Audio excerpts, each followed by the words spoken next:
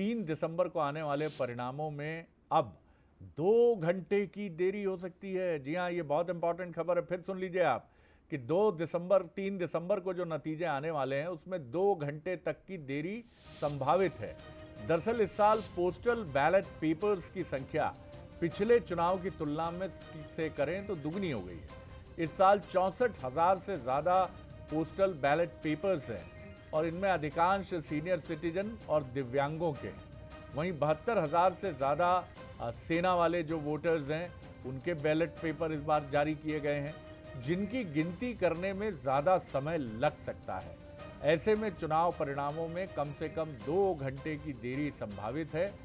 महानगरों में भी मतगणना के दौरान कुछ चुनौतियां आ सकती हैं, क्योंकि प्रत्याशियों की संख्या ज़्यादा होने की वजह से इसका असर चुनाव परिणाम घोषित करने पर कहीं ना कहीं देखा जा सकता है। हालांकि चुनाव आयोग मुस्तैद है और वो पूरी कोशिश करेगा कि इन चुनौतियों के बावजूद भी जो चुनाव परिणाम है उनमें विलंब ना हो, लेकिन फिर भी ये माना जा रहा है कि ये स्थिति बन सकती है। चलिए, सूरज हमारे साथ जुड़ रहे हैं, हमारे सीनियर कॉरेस्पॉन्डेंट। सूरज, क्या अपडेट है और क्या आपकी मध्य प्रदेश के मुख्य निर्वाचन पदाधिकारी कार्यालय में किसी वरिष्ठ अधिकारी से बात हुई?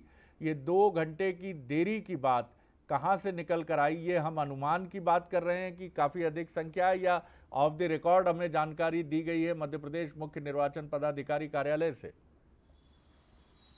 बिल्कुल सरज जी, खासतौर से हमने देखा पिछले साल भी करीब 1 से 1.5 लाख जो पोस्टल बैलेट थे, इसमें पहले सबसे पहले गिनती हुई थी। लेकिन इस बार इस तरीके से निर्वाचन आयोग ने वोट प्रतिशत बढ़ाने के लिए नया प्रयोग किया है। दिव्यांगजन और 80 साल से ज्यादा की जो बुजुर्ग लोग हैं उनके घर पर जाकर मतदान किया है, जिसकी संख्या करीब 11,30,000 है। आप समझ सकते हैं, एक बड़ा मोटा फिगर है 11,30,000। और यही कारण है कि जब इनकी गिनती भी अलग से होगी तो कहीं ना कहीं समय लगेगा।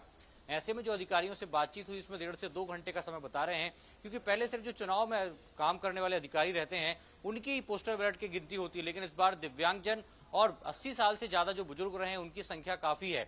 यही कारण है कि उनको भी पोस्टल बैलेट के माध्यम से मतदान का मौका मिला था, जिसके चलते अब उनकी गिनती भी वैसे ही होगी जैसे कि आमतौर पर कर्मचारियों की होती है। यही कारण है कि 1.5 से 2 घंटे का समय ज्यादा लग सकता है, क्योंकि सबसे पहले जब मतगणना होगी तो वो यही होगी अधिकारियों कर्मचारियों जिन्होंने ड्यूटी पर होते हुए मतदान किया है, और बाकी जो दिव्यांगजन है 80 साल के ज्यादा बुजुर्ग हैं। यही कारण है कि 1.5 से 2 घंटे का समय ज्यादा लग सकता है। हम आपसे गुजारिश करेंगे कि इस मसले पर आप कांग्रेस से भी जरूर बात कीजिएगा, क्योंकि मुख्य विपक्षी दल कांग्रेस है और हमें यह भी सुनने को मिला है कि इस मसले पर सूरज को लगता है आवाज़ नहीं मिल रही है, तो कोशिश करिएगा कि सूरज इस पे अपडेट कई जगह सर इसमें जैसा आप कह रहे हैं कांग्रेस ने इसमें ऑब्जेक्शन भी लिया। खासकर खंडवा में हमने देखा कुछ ऐसे मसले हैं जिसको लेकर उन्होंने ऑब्जेक्शन लिया और ये भी कहा है कि इस पूरे मसले को लेकर हम कहीं चिंता में हैं, क्योंकि संख्या जो है 11.5 लाख के आसपास। बिल्कुल ठीक बात है। और मुझे ये भी जानकारी मिली है कि कांग्रेस इस मामले में कुछ और कदम भी उठाने जा रही है, इसीलिए मैं सूरज से कह रहा था। सूरज, आप सुन पा रहे हो तो एक बार इसकी पुष्टि कीजिएगा